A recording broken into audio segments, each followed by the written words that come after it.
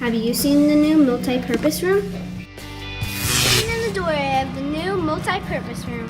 Here we will eat lunch, have special guests, and special things happen here. What is this going to be like when it's finished? It's the multi-purpose space. You can use it all at once, or there'll be a divider curtain right there where that metal soffit is, and then you can separate it and use it in two different rooms. Cool. This will be our new film and art storage room. This is going to be Mr. D's classroom.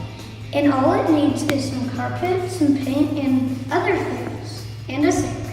The entrance for the elevator. It'll be a lot easier for Mr. Roy and Mr. Chris to get up and down with the new elevator. With all of this stuff, it's going to come in handy. Construction workers are taking out the ramp.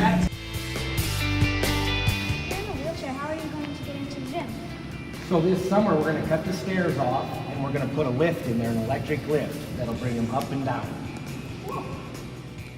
Say goodbye to the old kindergarten classrooms. This is Sage And JB, signing off from the Hawthorne Construction.